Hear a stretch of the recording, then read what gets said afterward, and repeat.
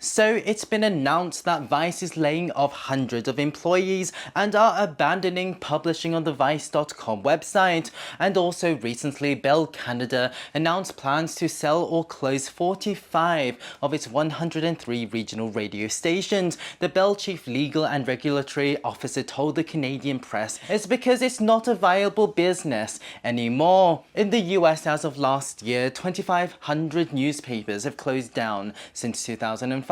360 newspapers closed down during the pandemic alone, and a further third are expected to be lost by the middle of the decade. And this isn't just happening in Western countries. Over in Bangladesh, for example, 60% of daily and weekly newspapers have shut down during the pandemic. What makes it even more frightening is there is no bottom in sight. So what's the reason behind this? Well, reading the comments people have been saying about Vice, many are accusing them of being too ideological. And with radio and newspapers in general, it seems that many believe they move too slowly over to digital distribution, and perhaps there's truth in there, but I think the main reason is the traditional media ad revenue model, which has kept the whole industry ticking for decades, is now in terminal decline and has been for at least a decade. Because let's take ourselves back to the 1990s.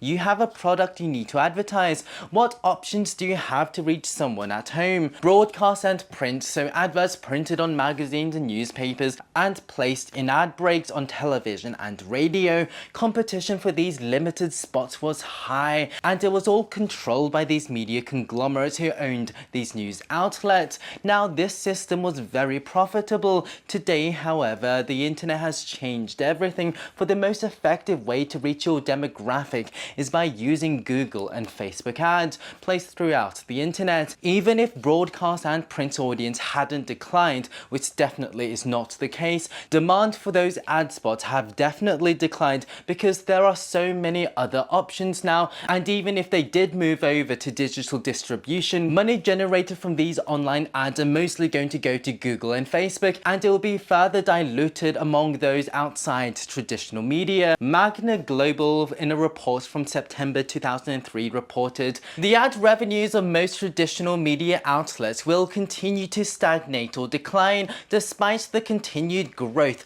of their digital ad sales. This reveals a grim truth because even as these news outlets attempt to swing over to digital ads and social media revenue are simply not even close to replacing the lost revenue from broadcast and print. And in the case of BuzzFeed and Vice, online revenue was never very viable in the first place. In addition to the terminal ad revenue problem, there's also so much more competition for people's time now.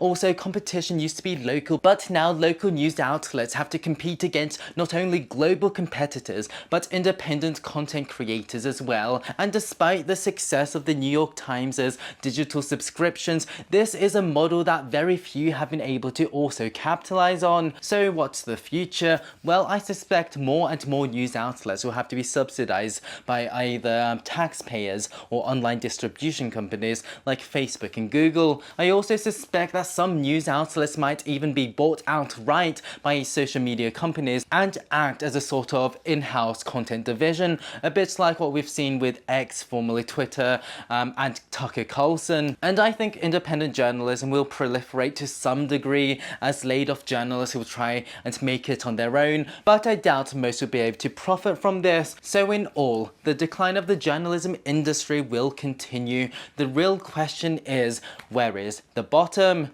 Thank you for watching.